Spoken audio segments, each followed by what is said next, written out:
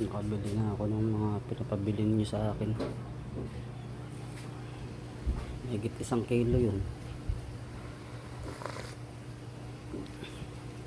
Ang babas yan, bangus at saka tilapia.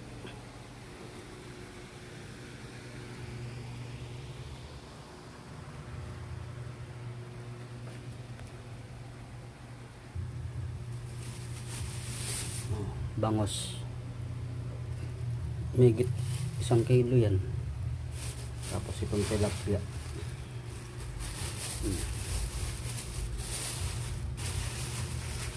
sobra-sobra sa rice cooker yan. Tatlo na malalaki. Ito guys yung rice cooker ko guys. Bala ko sana mangyayari halo-halo na sila ng tilapia at saka bangus. Pag hindi sila nagkasya dyan, maaaring ang gagawin ko na lang, ipiprito ko na lang yung iba. Basta ang akin lang dyan, magkasya lang yung tilapia at saka yung bangus. Tilapia, bangus, pero mas marami yung tilapia. Ito yung gagamitin kong sangkap, pampaksiw. Ito yung gagamitin na kasirola. Ulitin ko ulit, ito yung gagamitin ng kasirola. Pupunuin ko yan ng isda, halo-halo na tilapia at saka bangus. Tapos yung susobra, kung hindi kakasya ng kasirola, ipiprito ko na lang, may mantika naman ako dyan. Ito na guys yung resulta, napuno. Tapos may natira pa dito na bangus at tilapia. Inuna ko na kanagad yung ulo kasi mahirap iprito eh. Tapos meron pa ako ditong bangus, may ulo, may gitna at saka may ano na lahat. Ngayon napuno siya, napuno na. Ito pa yung ibang ricado saka patis, suka. Tapos may isang pang sibuyas, isasama ko na rin yan dun. Daming sobra. Ito, sobra.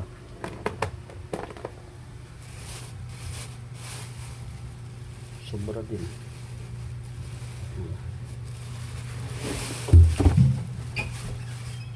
Ano? Sobra lahat yan.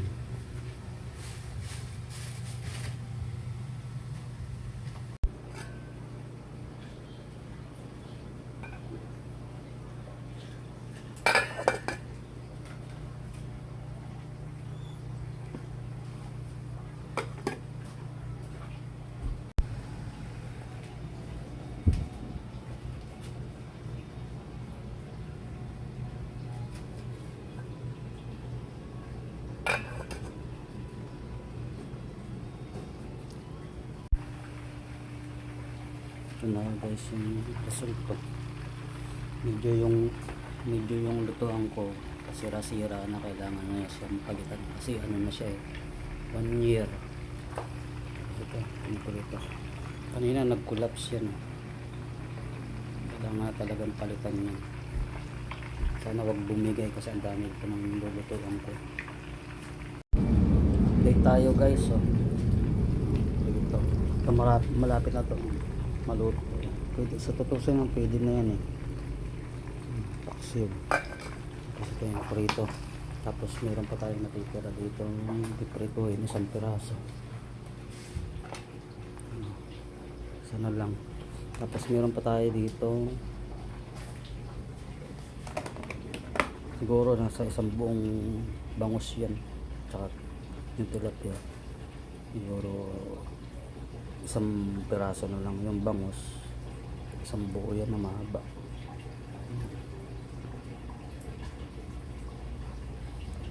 Hindi na yan madala sa freezer kasi alanganin na sa oras. Kaya nililuwan ko na lang job ice. Prito. Ang pula-pula na. Hanggang dyan lang yung lulutuin ko. Tapos paksiw. Tapos may natira pa din.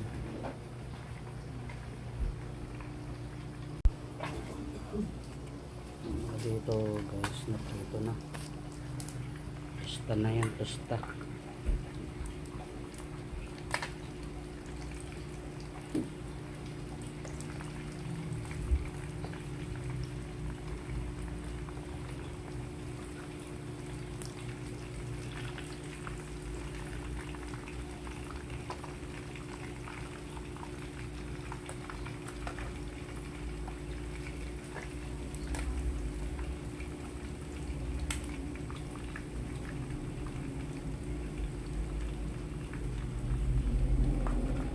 Bali guys, meron pa tayo dito isang piraso na lang na buntot ng tilapia. Ito.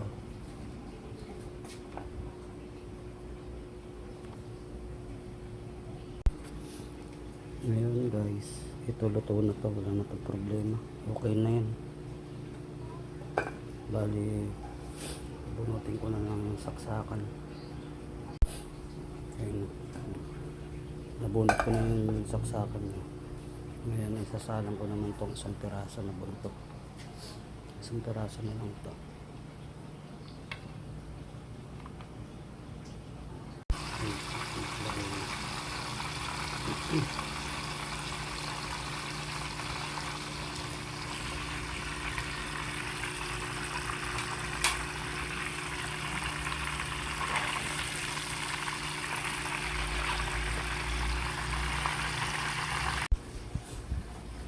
Ito na yung resulta ng pinirito ko.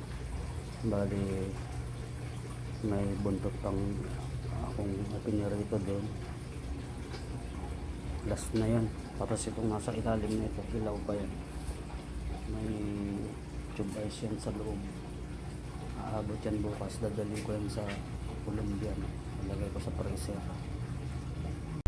Ngayon guys, itong ginamit ko. Kailangan kong hugasan yan kasi pwedeng gamitin nila yan kasi ano lang tayo ng gamit, nakikigamit lang.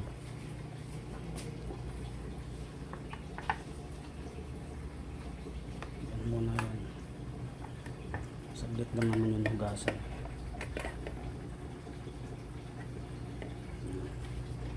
Yan guys, ito yung ginamit ko, kailangan hugasan para malinis. Ito na yung buntot ng tilapia.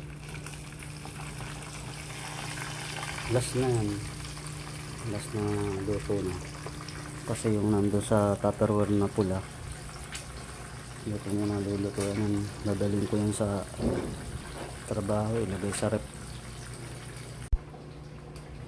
Ito na yung buntot guys, okay na to, toasted na.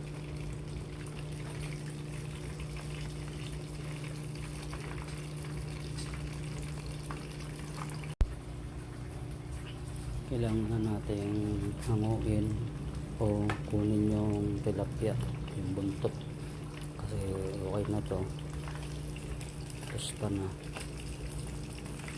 Tapos itong ating lutuan, i-off na natin.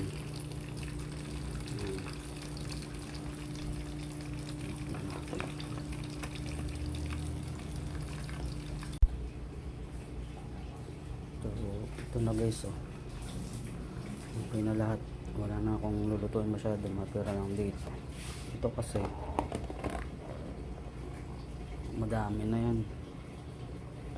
Ngayon o bukas dadalhin ko yan sa trabaho, i-freezer ko para sa Lunes maubos man yung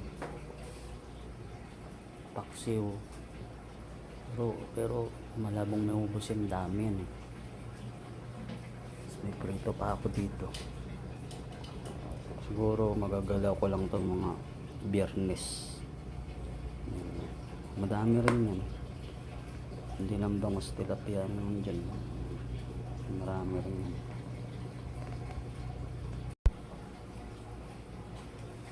Ngayon itong lutuan ko medyo mainit pa yan, bukas ko na yun nakasikasuhin. Mainit pa yung mantika at magagamit pa yung mantika na yun sa susunod na magprito ako. Kalahating mantika yung nilagay ko dyan kasi hindi pwedeng kaunti lang. Tapos ito naman yung paksiw. Yan. Puno apaw. Ulo ng tilapia at saka yung may halo rin ulo ng bangus, tapos gitna. Yan, pinagkasya na yan. Hanggang dito na lang guys yung pinakatakasan yung pagluluto. Kakain na.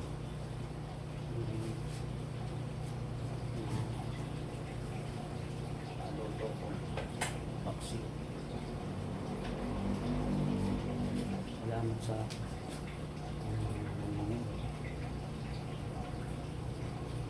sana subscribe.